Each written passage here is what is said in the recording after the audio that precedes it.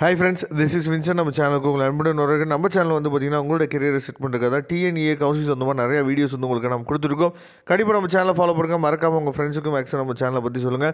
அது மட்டும் இல்லாமல் நம்ம சேனலோட வாட்ஸ்அப் குரூப்பில் கண்டிப்பாக ஜாயின் பண்ணுங்கள். வாட்ஸ்அப் குரூப்பில் நீங்கள் ஜாயின் பண்ணிட்டீங்க அப்படின்னா வரக்கூடிய நாட்களில் இன்ஜினியரிங்காக நிறைய இம்பார்ட்டன்ட் கொஸ்டின் வந்து நம்ம சேனலில் அப்லோட் பண்ணுவோம். அது எல்லாமே உங்களுக்கு ரொம்ப யூஸ்ஃபுல்லாக இருக்கும். ரொம்ப வந்து பார்த்தீங்கன்னா உங்கள் எக்ஸாமினேஷனுக்கு நீங்கள் அரியர் வைக்காமல் என்னாச்சும் பார்த்தா கிளியர் பண்ணுறதுக்கும் அந்த வாட்ஸ்அப் குரூப் வந்து உங்களுக்கு ரொம்ப ஹெல்ப்ஃபுல்லாக இருக்கும்.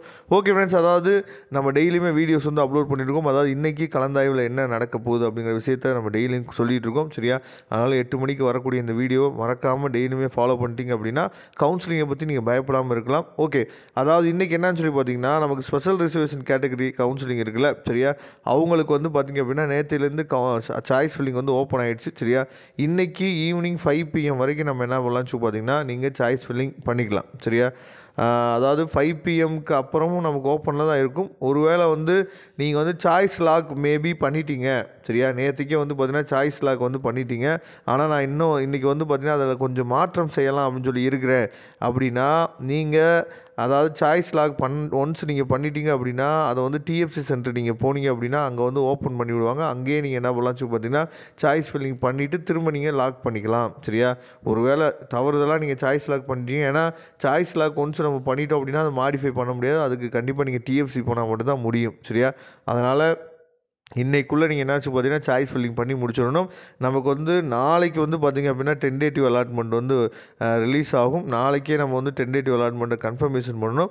ப்ரொவிஷனல் அலாட்மெண்ட் வந்து நமக்கு வந்து 28ஆம் தேதி நம்ம கையில் வந்து ப்ரொவிஷனல் அலாட்மெண்ட் வந்து கிடச்சிரும். சரியா?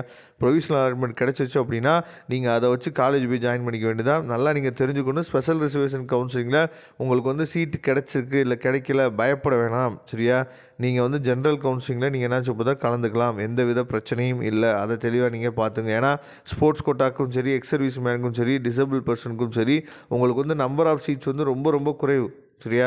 அதனால் வந்து அதாவது ஸ்போர்ட்ஸ் கோட்டாக்கெலாம் வந்து பார்த்திங்கன்னா வெறும் 501 சீட் தான் இருக்குது. அப்போ அந்த 501 சீட் வந்து பார்த்திங்க அப்படின்னா எப்படி எல்லா பேத்துக்குமே கிடைக்கும் அப்படிங்கிறத நீங்கள் கொஞ்சம் திங்க் பண்ணி பார்க்கணும். சரியா? அதனால் பயப்பட வேணாம். நீங்கள் ஜென்ரலில் போட்டிங்க அப்படின்னா உங்களுக்கு சீட் வந்து கிடச்சிடும். சரியா? ஓகே ஃப்ரெண்ட்ஸ், கண்டிப்பாக நம்ம சேனலை ஃபாலோ பண்ணுங்கள். உங்களுக்கு சாய்ஸ் ஃபில்லிங் ஹெல்ப் வேணும், இல்லை சாய்ஸ் ஃபில்லிங் ஏதாவது டவுட் இருந்துச்சு அப்படின்னா எப்போ வேணால் நீங்கள் நம்மளை தொடர்பு கொள்ளலாம். நம்மளோட நம்பர் டிஸ்கிரிப்ஷன் பாக்ஸ் தான் எடுத்து யூஸ் பண்ணிங்க. தேங்க்யூ. நெக்ஸ்ட் வீடியோ பார்க்கலாம்.